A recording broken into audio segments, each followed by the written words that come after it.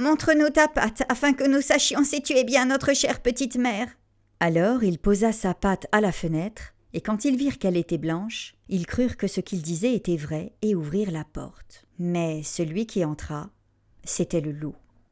Bienvenue dans l'espace du loup et des 7 petits chevreaux. Ce conte issu de la tradition orale allemande a été recueilli par les frères Grimm et vous est proposé ici dans une traduction fidèle à l'édition originale de 1857. Je vous souhaite une belle écoute. Il était une fois une vieille chèvre qui avait 7 jeunes chevreaux et les aimait beaucoup, comme une mère aime ses enfants. Un jour, elle voulut aller dans la forêt chercher du fourrage. Alors elle appela ses 7 petits auprès d'elle et leur dit « Chers enfants, je vais sortir dans la forêt. Soyez sur votre garde face au loup, car s'il entre ici, il vous mangera tout entier. Le méchant se déguise souvent, mais vous le reconnaîtrez tout de suite à sa voix rude et à ses pattes noires. » Les petits chevreaux répondirent « Chère mère, nous ferons bien attention à nous. Tu peux partir sans souci. » Alors la vieille chèvre bêla doucement et partit toute confiante. Peu de temps après, quelqu'un frappa à la porte de la maison et cria « Ouvrez, chers enfants, votre mère est là et a rapporté quelque chose de la forêt à chacun de vous. » Mais les petits chevreaux entendirent à la voix rude que c'était le loup. « Nous n'ouvrirons pas, » crièrent-ils. « Tu n'es pas notre mère, elle a une voix fine et douce, et ta voix est rude, tu es le loup. » Alors le loup alla chez un épicier et acheta un gros morceau de craie. Il la mangea, et sa voix devint plus fine. Puis il revint, frappa à la porte de la maison et cria « Ouvrez, chers enfants, votre mère est là et a rapporté quelque chose de la forêt pour chacun de vous. » Mais le loup avait posé ses pattes noires contre la fenêtre, et cela, les enfants le virent et crièrent « Nous n'ouvrirons pas, notre mère n'a pas les pattes noires comme toi, tu es le loup. » Alors le loup courut chez un boulanger et dit « Je me suis cogné à la pâte. Étale-moi de la pâte dessus. » Et après que le boulanger lui eut enduit la pâte, le loup courut chez le meunier et dit « Saupoudre-moi de farine blanche sur la pâte. » Le meunier pensa « Le loup veut tromper quelqu'un. » Et il refusa. Mais le loup dit encore « Si tu ne le fais pas, je te dévore. » Alors le meunier eut peur et lui blanchit la pâte. Oui, les hommes sont ainsi.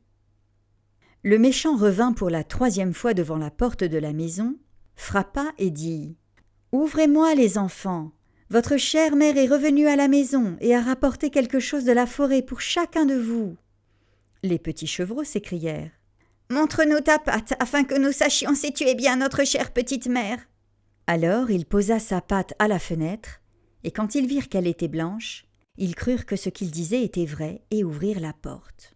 Mais celui qui entra, c'était le loup. Les petits furent effrayés et partirent se cacher. L'un sauta sous la table, le 2e dans le lit, le 3e dans le four, le 4e dans la cuisine, le 5e dans l'armoire, le 6e sous la cuvette et le 7e dans le boîtier de la grande horloge. Mais le loup les trouva tous et ne perdit pas de temps. L'un après l'autre, il les avala tout rond. Seul le plus jeune, caché dans l'horloge, ne fut pas trouvé.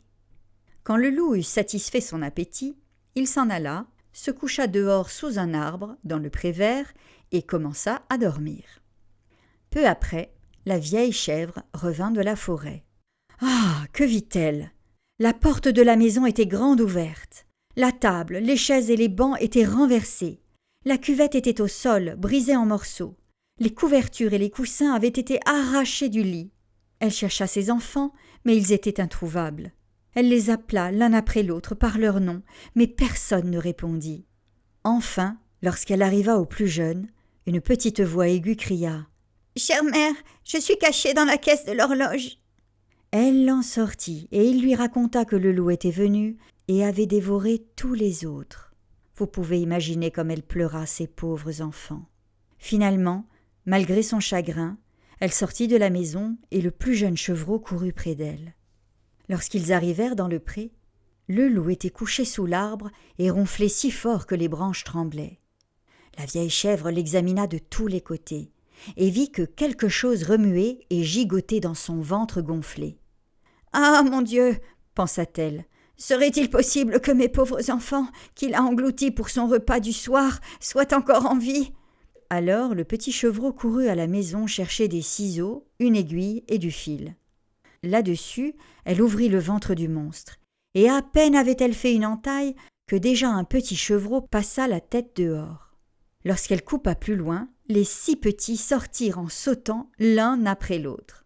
Ils étaient tous en vie et n'avaient subi aucun mal, car le monstre les avait avalés tout entiers dans sa précipitation. Quelle joie ce fut!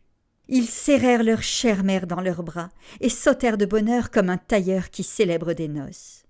Mais la vieille chèvre dit « Maintenant, allez vite chercher de grosses pierres. Nous allons remplir le ventre de cet animal impie, tant qu'il dort encore profondément. » Alors les 7 petits chevreaux apportèrent en toute hâte des pierres et lui en remplirent le ventre autant qu'ils purent.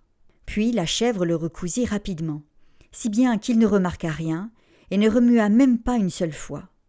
Lorsque le loup eut fini de dormir, il se remit sur ses jambes.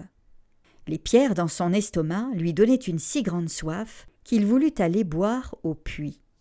Mais quand il commença à se mouvoir et à bouger d'une jambe sur l'autre, les pierres dans son ventre s'entrechoquèrent et firent beaucoup de bruit. Alors il s'écria « Qu'est-ce qui fait ce bruit et qui se cogne dans mon ventre? Je croyais que c'étaient ces 6 petits chevreaux, mais on dirait que ce sont des pierres dures. » Et quand il arriva au puits et se pencha au-dessus de l'eau pour boire, les lourdes pierres l'entraînèrent au fond, et il se noya misérablement. Quand les 7 petits chevreaux virent cela, ils accoururent en criant « Le loup est mort! Le loup est mort !» Et ils dansèrent de joie avec leur mère autour du puits. Je vous remercie pour votre écoute. Si ce conte vous a plu, aidez-moi à le faire connaître par un like, un commentaire ou un partage. N'hésitez pas à vous abonner à la chaîne L'Espace du Conte et à retrouver ainsi chaque dimanche un nouveau conte ancien.